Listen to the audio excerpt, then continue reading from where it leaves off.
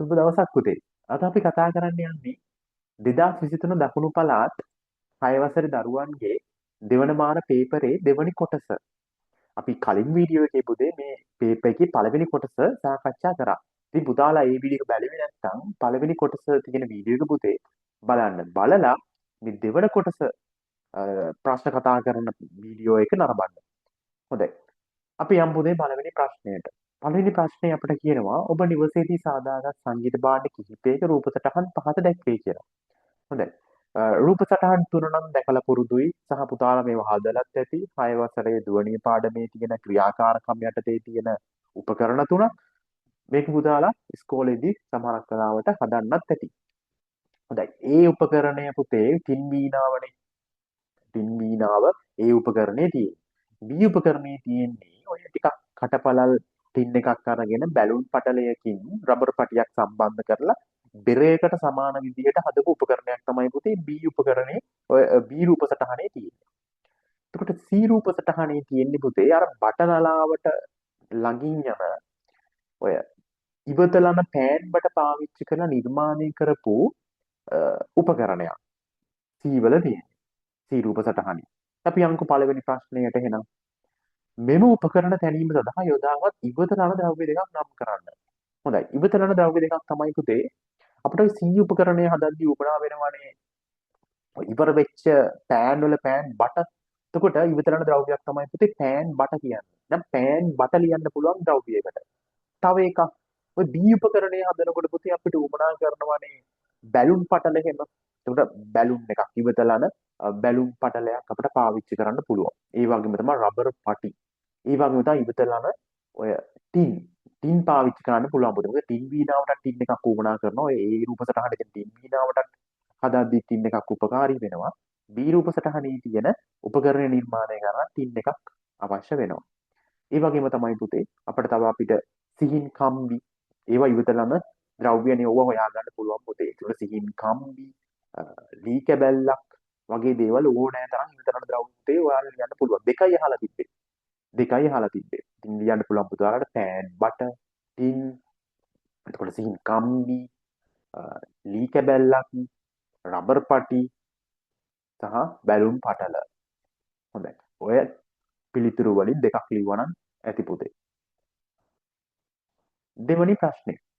මෙම උපකරණ තැනීමේදී ඔබට ඇති වූ ගැටලුවක් නම් කරන්න. පුතේ ওই විශේෂයෙන් ඒ රූපේ තියෙන ඔය ටින් වීණාව හදනකොට පුතේ අර ලී කැබැල්ලට ඇන ටික සම්බන්ධ කරන්න වෙනවා. මිටියෙන් ඇන ගහන්න වෙනවා පුතේ. ඉතින් ඒක පුංචි ඔයාලට කරන්න අපහසු වෙන්න පුළුවන්.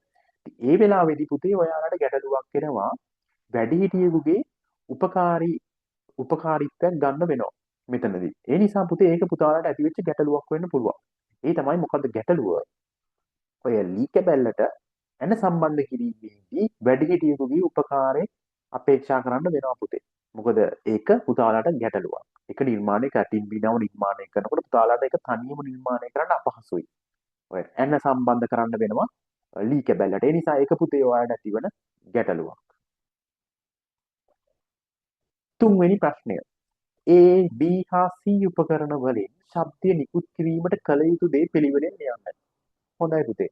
ඒ වල තියෙන්නේ ටින් වීණාවක් නේ. ඒතර ටින් වීණාවේ සංගීතය අපිට අහන්න නම්, ශබ්දය අහන්න නම් අපිට කරන්න වෙන්නේ ඔය සිහින් කම්බි ඔය තන්තු එහෙම නැත්නම් කම්බි නැත්නම් ඔය තන්තු අපිට කම්පණය කරන්න වෙනවා.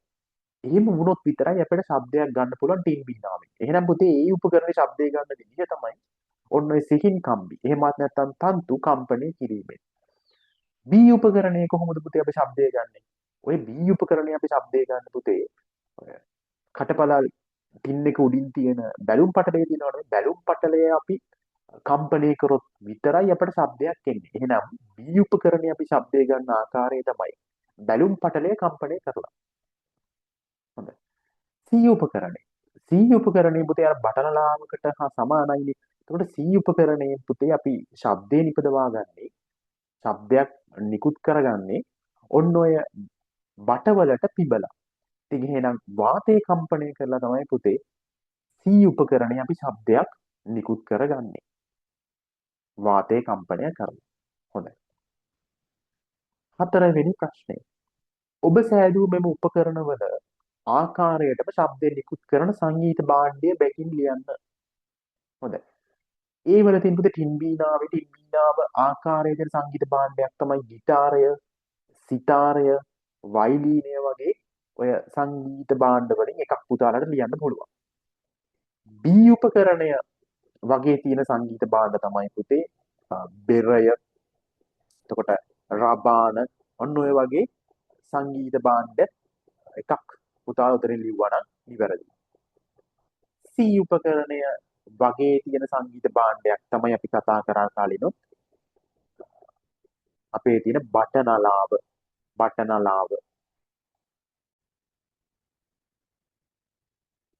හොඳයි පුතේ අපි යම් පළවෙනි ප්‍රශ්නේ B කොටසට. ඔබ පරිසරයේ විවිධ ශබ්ද නිරීක්ෂණය කරයි. එම ශබ්ද විවිධාකාර වේ. පළවෙනි ප්‍රශ්නේ A කොටස. ස්වභාවිකව ඇතිවන ශබ්ද දෙකක් ලියන්න. ස්වභාවික ඇතිවන ශබ්ද තමයි පුතේ කුරුළු නාදයේ ස්වභාවිකයි. දියැලක ශබ්දයේ ස්වභාවිකයි. ඒ වගේම තමයි සුළඟේ ශබ්දයේ ස්වභාවිකයි.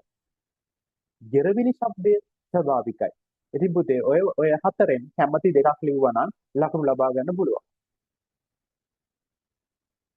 B ප්‍රශ්නය. කෘතිමව ඇතිවන ශබ්ද දෙකක් ලියන්න. පුතේ කෘතිමව ඇතිවන ශබ්ද තමයි යන්ත්‍ර සූත්‍ර වලින් නැගෙන ශබ්ද, වාහනවල ශබ්ද, ගුවන් යානයක ශබ්ද, ඒ වගේ පුතේ දේවල් කෘතිමව ඇතිවන ශබ්ද. අපි යන් දෙවෙනි ප්‍රශ්නයට. ඒකේ තියෙන පුතේ වගුවක්. මහත වගුවේ දැක්වෙන අදහස සහිත වචන හා ඒවට උදාහරණ දෙක බැගින් ලියන්න කියලා කියනවා. අදහස තමයි පුතේ රිද්මයකට අනුව ගැයෙන හෝ වැයෙන ශබ්ද. අදහස සහිත වචනේ මොකක්ද කියලා අහනවා. අපි දන්නවා පුතේ රිද්මයකට අනුව ගැයෙන හෝ වැයෙන ශබ්දවලට අපි කිව්වේ සංගීත කියලා. සංගීත. එහෙනම් උදාහරණ දීලා තියෙනවා පුතේ සංගීත වලට වයලින් වාදනය. අපිට එකක් පුරවන්න තියෙනවා. බටනලා වාදනය. පුතේ බටනලා වාදනය සංගීතනේ. එහෙනම් වයලින් වාදනයට අමතරව අපිට ලියන්න පුළුවන් බටනලා වාදනය. හොඳයි. අදහස් සහිත වචනේ දීලා තියෙනවා පුතේ ഘോഷා කියලා. එහෙනම් අපි අදහස ලියන්න ඕන. අදහස තමයි පුතේ ഘോഷා කියලා කිව්වේ අපි රිද්මයකට අනුව වැයෙන්නේ නැති අවිධිමත් ශබ්ද වලට තමයි අපි කියුවේ පුතේ ഘോഷා කියලා. හොඳේ. රිද්මයකට අනුව වැය නොවන රිද්මයකට අනුව වැය නොවන අවිධිමත් ශබ්ද ഘോഷා නම් වේ. රිද්මයකට අනුව වැය නොවන අවිධිමත් ශබ්ද ഘോഷා නම් වේ. ഘോഷා වලට උදාහරණ තමයි පුතේ උඩ දීලා තියෙනවා යක්ෂ සූත්‍ර ක්‍රියා කරන හඬ ഘോഷාවට උන උදාහරණයක් දීලා තියෙනවා. අපි ලියන්න ඕන තව උදාහරණයක් පුතේ. තව උදාහරණයක් තමයි ඔය වෙළඳපළක පුතේ වෙළෙන්දුන්ගේ කෑ ගැසීම. ඒක පුතේ හරීම ഘോഷාකාරී නේද? ඉතින් අපිට ඒක ලියන්න පුළුවන්. ඒ උදාහරණය මෙහෙම ලියන්න පුළුවන්. වෙළෙන්දුන්ගේ කෑ ගසන ශබ්දය ഘോഷාවට උදාහරණයක් පුතේ. ඒ වගේ තමයි ගෙරවිලි හඬ ഘോഷාකාරී. ඒක පුතේ නිහිරි නෑනේ. එහෙනම් ඒක ලියන්න පුළුවන් පුතේ උදාහරණයකට. අපිට දෙකක් තියෙනවා ලියන්න. ඔය කැමති දෙකෙන් එකක් ලියන්න. තව තියෙන්න පුළුවන් පුතාලා දන්න. හොඳයි. තුන්වෙනි ප්‍රශ්නේ. අධික ශබ්ද ශ්‍රවණය කිරීම මගින් කන්වලට හානි සිදුවේ. අධික ශබ්ද මගින් කනට සිදුවන හානි වළක්වා ගැනීමට ගත හැකි ක්‍රියාමාර්ගයක් ලියන්න. හොඳයි පුතේ. දැන් ඔය ශබ්දය මනින ඒකකයක් තමයි. කියන්නේ ශබ්දේ ප්‍රබලතාවය මනින ඒකකය තමයි පුතේ ඩෙසිබල් කියලා කියන්නේ. ඉතින් ඩෙසිබල් 140ක වගේ ශබ්ද වලට පුළුවන් පුතේ අපේ කන්දරයට හානි සිද්ධ කරන්න. ඉතින් ඒ නිසා අපි පුළුවන් තරම් අධික ශබ්ද තියෙන තැන් වලින් අයින් වෙලා ඉන්න ඕනේ පුළුවන් තරම්. උදාහරණයක් විදිහට ඩෙසිබල් 140ක ශබ්ද වලට උදාහරණ පුතේ ඔය එකපාරට සිද්ධ වෙන බෝම්බ ප්‍රහාරවල ශබ්දය, බෝම්බයක ශබ්දය, වෙඩි හඬක ශබ්දය, එහෙමත් නැත්නම් උත්සවවලදී අපි පාවිච්චි කරන පුතේ අර රතිඤ්ඤා, එහෙමත් නැත්නම්